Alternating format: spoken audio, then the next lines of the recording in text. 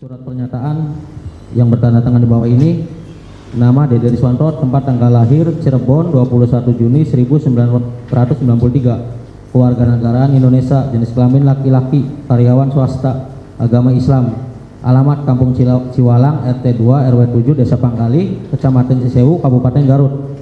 Dengan ini menyatakan sebagai berikut: 1. Bahwa saya bekerja di sebuah tempat cucian mobil Steam, tepat jalannya perjuangan pada bulan Agustus tahun 2016 bersama dengan saudara Aep, Aceng dan Hadi, bahwa pada hari Jumat tanggal 26 Agustus 2016 pada saat saya masuk kerja, saya mendapat cerita dari saudara Aep. Dia menceritakan malam kemarin, yaitu Kamis tanggal 25 Agustus 2016, Aep didatangi oleh warga sekitar, serta para pemuda sekitar, dikarenakan saudara Aceng membawa wanita ke tempat di mana saya bekerja. Kemudian Aep mengatakan bahwa dia dipukuli juga oleh para pemuda tersebut, para pemuda sekitar tersebut.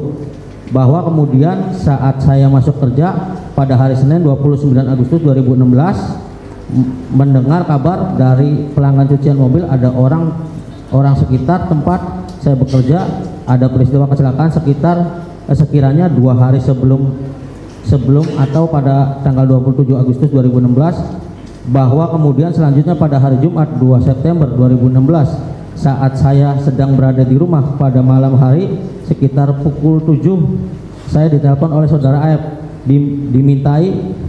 diminta menemani saudara Aep ke Polresta Cirebon.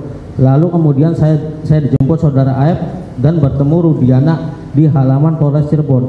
Bahwa kemudian sesampai di Polres Cirebon, saya bertanya kepada Aep, ada keperluan apa kita ke sini? Kemudian Aep memberitahukan bahwa kita akan jadi saksi untuk peristiwa kematian anak Rudiana. Namun saya tidak mengetahui apa-apa terhadap peristiwa tersebut. Kemudian ada seorang laki-laki yang menghampiri saya dan Aep, dan kemudian Aep mengatakan bahwa itu Rudiana. Lalu saya menanyakan kepada Rudiana, ini ada apa? Kemudian dijawab oleh Rudiana untuk memberi kesaksian kematian anak saya. Bahwa selanjutnya saya menyatakan kepada Rudiana, saya tidak mengetahui kejadian itu dan tidak mengenal siapapun. Tetapi Rudiana mengatakan bahwa Rudiana akan mengarahkan bagaimana kejadiannya dan memberitahukan nama-nama siapa saja yang diketahui oleh saya dan Aep. Bahwa saya merasa bingung dan merasa keberatan untuk dijadikan saksi. Namun Aep dan Rudiana memberitahukan saya lagi untuk tidak khawatir dan mengikuti arahan Aep dan Rudiana. Namun karena sudah terlanjur dalam ruang Polres Cirebon, saya tidak bisa melakukan apa-apa dan merasa takut karena ketidaktahuan saya akan hukum dan peristiwa tersebut. Bahwa kemudian saya di dalam ruangan Polresta Cirebon langsung dilakukan BAP. Namun sebelumnya masuk ruangan itu saya diarahkan oleh Aep dan Rudiana untuk mengatakan bahwa saya sedang nongkrong di warung serta melihat segerombolan anak-anak yang melempari batu, bawa bambu dan kejar-kejaran memakai kendaraan bermotor di Jalan Perjuangan SMPN 11 Cirebon. Bahwa di dalam keterangan BAP saya membeli rokok di warung dan melihat segerombolan pemuda nongkrong di sekitar SMP 11 dan melakukan pelemparan batu atau bambu serta kejar-kejaran itu tidak benar, karena semua keterangan yang saya nyatakan di dalam BAP itu di dalam BAP sebelumnya sudah diarahkan oleh Rudiana dan Aep. Bahwa yang telah saya nyatakan di dalam keterangan BAP tersebut saya tidak pernah melihat kejadian dan tidak pernah mengalami, karena semua sudah diarahkan oleh Rudiana dan Aep. Bahwa selanjutnya setelah dilakukannya BAP, saya menanyakan kepada Rudiana bagaimana ini kemudian hari bila dipanggil jadi saksi untuk sidang. Kemudian Rudiana menanyakan bahwa tenang saja, kamu tidak usah datang. Bahwa saya hanya 1 kali dilakukan pemeriksaan BAP pada tahun 2016 di Polresta Cirebon, dan saya tidak pernah disumpah sesuai agama dan kepercayaan saya atau di bawah Al-Quran. Bahwa kemudian keesokan harinya saya menanyakan kepada Aep, kenapa memberi kesaksian yang akan memberatkan ke depannya. Kemudian Aep mengatakan bahwa saya kesal dengan orang-orang itu yang pernah memukuli saya. yang pernah memukuli AF, bahwa kemudian hari ada surat panggilan sidang ke rumah saya, lalu saya telepon ke Rudiana memberikan bahwa ada surat panggilan dari pengadilan, dan saya menanyakan harus bagaimana. Kemudian Rudiana mengatakan sudah, tidak usah datang, tenang saja. Demikian surat pernyataan ini dibuat dengan sesungguh-sungguhnya dan sebenar-benarnya dalam keadaan sehat jasmani rohani serta tidak ada paksaan dari pihak manapun. Apabila di kemudian hari surat pernyataan ini tidak benar, maka saya bersedia untuk mempertanggungjawabkan sesuai ketentuan peraturan undang-undangan yang berlaku. Demikian pernyataan ini untuk dapat digunakan sebagai mestinya. Perjuangan Titin Prialianti cari HP berisi foto-foto kecelakaan kasus Vina, temukan lagi usai gagal. Hari ini alhamdulillah handphonenya sudah ditemukan, tetapi apakah nanti bisa diekstraksi lagi kemudian masih tergambar di situ, kan prosesnya juga kan tetap kita serahkan kepada ahlinya.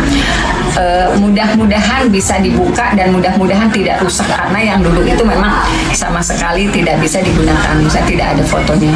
Tapi mudah-mudahan karena ini lebih bagus, kameranya tertimbang yang dulu, mudah-mudahan ini masih menyimpan memori-memori foto yang dilihat dibuat ya Pak ya di tanggal 27 Agustus 2016 pada saat peristiwa kecelakaan. Kami sebetulnya sangat berharap peradilan ini benar-benar bisa dihadirkan, karena memang kami juga berhak untuk meminta informasi dari saksi benar atau tidaknya bahwa kasus ini rekayasa atau tidak rekayasa, kan begitu. Selanjutnya mengenai oknum yang lain, kami juga memiliki, tidak akan semuanya ya, karena memang ini juga menjadi rahasia. Begini, di dalam suatu laporan Rudiana mengatakan bahwa anaknya meninggal dengan tusukan. Ditancapkanlah samurai di putusan pengadilan itu, ditancapkanlah samurai pendek oleh Peggy Perong sehingga menyebabkan kematian untuk anaknya. Sekarang saya tanya, samurainya di mana? Terus berikutnya, saya masih menyimpan dokumen visum et repertum dari korban Eki dan korban Vina.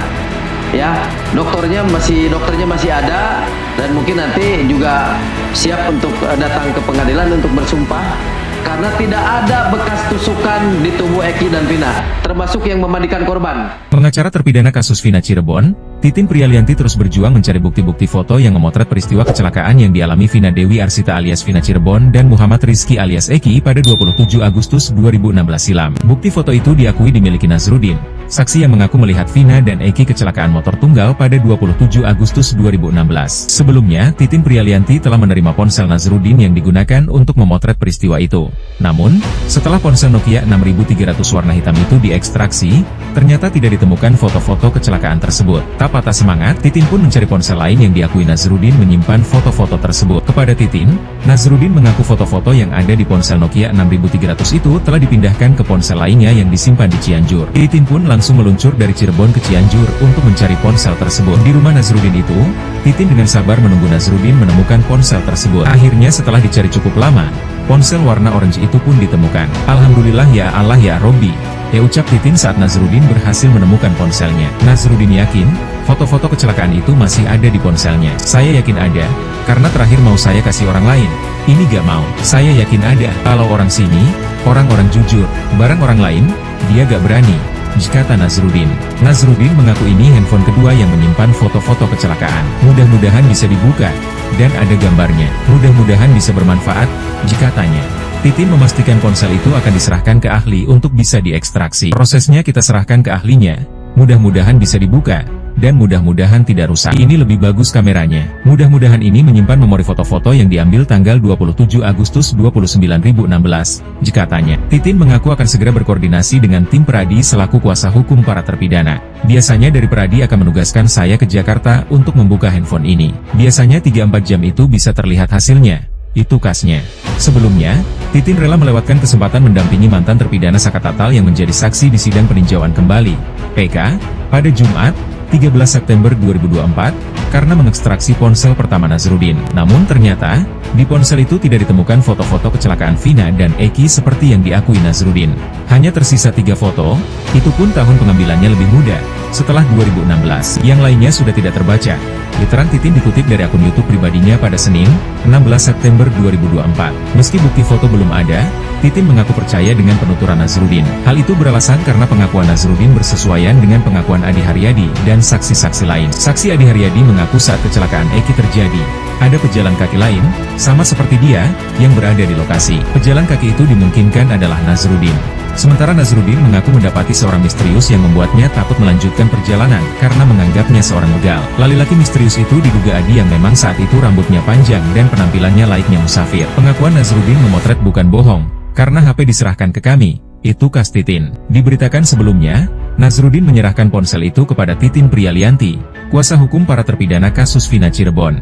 Saya serahkan HP ini yang dulu pernah saya pakai foto di kejadian peristiwa kecelakaan di Talun, kata Nazrudin saat menyerahkan handphone tersebut pada Titin Prialianti. Tampak handphone yang diserahkan merek Nokia 6300. Namun handphone itu tak memiliki baterai. HP ini gak ada batunya, katanya. Selain itu, handphone tersebut tidak terdapat kartu memorinya. Kartu memori gak ada di sini, kata Nazrudin. Ia berharap tim kuasa hukum dari terpidana kasus Vina Cirebon bisa memperbaiki agar foto-foto bisa dilihat. Mudah-mudahan ini bisa terbuka dan dijadikan bukti yang bermanfaat. HP ini sudah lama tidak digunakan, kata Nazrudin. Titin Prialianti berharap agar foto di handphone Nazrudin bisa dibuka. Mudah-mudahan bermanfaat bagi 7 terpidana yang diancam hukuman seumur hidup dan sudah mendekam 8 tahun. Padahal Bapak melihat kecelakaan lalu lintas, kata Titin. Titin berencana menyerahkan ponsel itu kepada Deddy Mulyadi, tokoh Jawa Barat yang konsen di kasus ini. Selain kecelakaan, Nazrudin bersaksi bahwa helm KTX roket merah putih yang dipakai Eki juga rusak. Betul, helm pecah, kata Nazrudin. Menurutnya yang tidak rusak hanyalah kaca helm tersebut. Yang gak pecah itu mikanya, kata Nazrudin. Sebelumnya, bukti foto di ponsel ini diklaim dimiliki Nazrudin, saksi baru kasus Vina Cirebon saat bertemu dengan tokoh Jawa Barat, Deddy Mulyadi belum lama ini. Nazrudin mengaku melihat langsung kecelakaan tunggal Eki dan Vina di malam itu. Diceritakan, saat itu dia baru saja berkeliling menawarkan jasa tambal bola sepak di sekolah-sekolah dan lapangan futsal. Saat itu dia sempat berhenti di jembatan Talun karena takut ada seseorang yang mencurigakan di depannya. Saya berhenti di situ, agak gelap, di depan itu ada orang. Saya takut dibegal, ya aku. Nazrudin dikutip dari tayangan YouTube Kang Deddy Mulyadi Channel pada Selasa, 10 September 2024. Saat berhenti sambil merokok di jembatan, dia melihat dari arah SMP 11 sebuah motor berjalan zigzag. Satu badan jalan habis sama dia, seolah-olah gak boleh ada orang ngelewatin dia, cerita Nazrudin. Tak lama setelah motor zigzag, sang pengendara lalu mengangkat motornya seperti standing. Namun, tiba-tiba dia oleng dan tubuhnya langsung terlempar membentur tiang yang ada di depannya. Yang membentur tiang telepon bagian depan, helmnya, ya aku Nazrudin. Saat itu, Nazrudin sempat mengaku bersyukur karena bakalan ramai dan dia bisa melewati orang mencurigakan yang ada di depannya. Namun ternyata, orang yang mencurigakan itu malah berdiri melihat korban kecelakaan motor tunggal tersebut. Nazrudin juga melihat ada pengendara motor dari arah berlawanan yang sempat berhenti melihat kondisi korban kecelakaan. Mendengar kesaksian Nazrudin, Deddy Mulyadi menduga orang misterius yang ditakutkan Nazrudin adalah Adi Haryadi yang memang berada di lokasi saat kejadian. Sementara pengendara motor dari arah berlawanan itu adalah Ismail dan Purnomo yang baru pulang dari melamar seseorang di Cirebon. Nazrudin mengaku sempat ragu untuk langsung mendekati korban. Dia pun memotret kondisi korban dan orang misterius yang ada di sana. Mendapat pengakuan itu, Deddy Mulyadi langsung tersentak dan menanyakan apakah bukti foto-foto itu masih ada. Nazrudin memastikan bukti foto itu masih tersimpan di ponsel lamanya. Hanya saja, saat ini ponselnya itu sudah mati. Deddy Mulyadi pun mengaku sanggup menghidupkan kembali ponsel Nazrudin dan meminta untuk diberi kuasa menyimpannya. HP-nya sama saya saja, aman Pak. Ini penting, kalau HP itu dicharge foto-fotonya nampak. Selesai ini, kasus, Pak, kata Deddy Mulyadi. Nazrudin mengaku data ini pernah mau disampaikan ke salah satu tim pencari fakta kasus Vina yang dipimpin Elsa Syarif, namun tidak direspons. Hal ini semakin membuat aneh Deddy Mulyadi karena seharusnya tim pencari fakta merespons hal itu untuk mengungkap kasus sebenarnya. Harusnya direspons. Kalau direspon, faktanya gak panjang gini.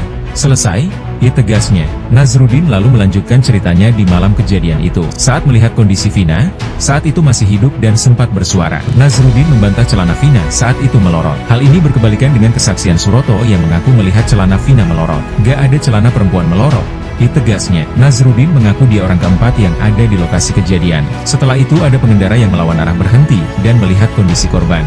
Nazrudin mengaku sebelum banyak warga datang, dia mencium bau alkohol di lokasi kejadian. Saat polisi datang dan seorang warga diminta buka helm Eki, bau alkohol itu semakin menyengat. Helm depannya rusak di bagian depan. Diungkap Nazrudin yang mengaku pergi setelah polisi datang. Nazrudin juga mengaku siap bersaksi untuk para terpidana kasus Vina Cirebon. Pengakuan Nazrudin ini nyambung dengan kesaksian Adi Haryadi dan M. Ismail. Sebelumnya, Ismail mengaku menyaksikan sendiri kecelakaan maut tersebut di Jembatan Layang Talun, Kabupaten Cirebon. Peristiwa itu teringat karena berbarengan dengan momen spesial sang anak yang melamar calon pasangannya pada 8 tahun silam meski kini hubungan mereka kandas. "Saya ingat Pak, anak angkat saya ada acara lamaran. Saat itu," dicerita Ismail kepada Deddy Mulyadi di channel YouTube Kang Deddy Mulyadi yang tayang pada Rabu, 7 Agustus 2024. Ia bercerita 8 tahun silam, tepatnya pada hari Sabtu, 27 Agustus 2024, anaknya, Purnomo, hendak melamar Yeni di Desa Watu Belah, Cirebon. Sepulangnya dari rumah Yeni, sekitar pukul 22.15 WIB, Ismail bersama anaknya pulang melewati jalan Jembatan Layang Talun, Kabupaten Cirebon. Saat melintas di jembatan itu, mereka berdua melihat pengendara motor yang berboncengan dengan seorang wanita melaju secara ugal-ugalan.